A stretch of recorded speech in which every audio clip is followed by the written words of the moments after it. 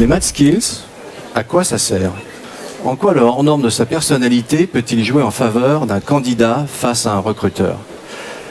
Mais pourquoi Antoine Ménard a-t-il relevé ce challenge de nous convaincre en 2 minutes 30? 2 minutes 30, le temps de servir un espresso, jamais brûlant, et de le déguster. Si Antoine, tu dépasses ce temps espresso, un brouhaha de bruitage d'estaminet viendra couvrir ta voix. Allez, c'est parti, et un espresso avec Monsieur Antoine.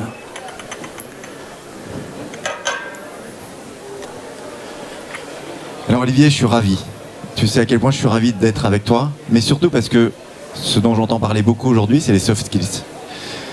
Ces soft skills, ces compétences humaines que la plupart des services RH appellent de leur vœu depuis des dizaines d'années, aujourd'hui prennent enfin leur place dans le processus de recrutement. Ça, c'est une excellente chose. Moi, je propose d'aller un peu plus loin. Moi, je propose de m'intéresser aux math skills.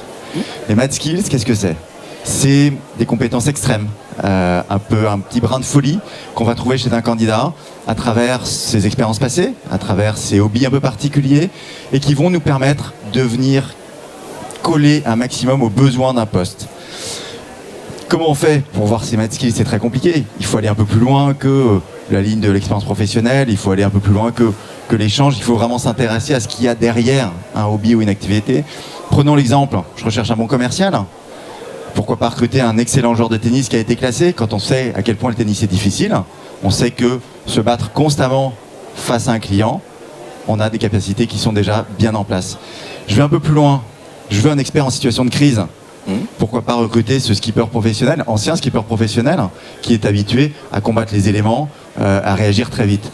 En fait, le principe de ces math skills, et on pourrait parler d'artistes, on pourrait parler d'experts en chute libre, de plongée profonde, que sais-je, mais ce qu'on va rechercher, c'est à quel point ces hobbies, ces expériences passées vont nous permettre dans l'entreprise d'aller plus vite, d'innover, de créer une rupture. L'entreprise cherche toujours à innover, toujours à chercher la start-up qu'on va pouvoir incuber. On peut aller les chercher à l'extérieur, tous ces gens-là. Ils ont vraiment une valeur ajoutée, à mon sens, très très forte. Il faut accepter que ces gens-là aient ce brin de folie, soit dans l'extrême, parce qu'on parle vraiment d'extrême, et il faut leur donner une chance. En général, on regarde tous ces gens-là plutôt avec un œil un peu négatif.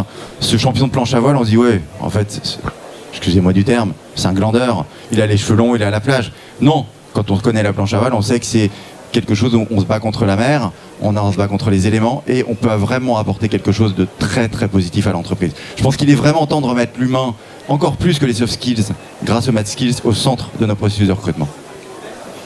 Bravo Antoine, en moins de 2 minutes 30. Merci Olivier. Format espresso. Merci Antoine.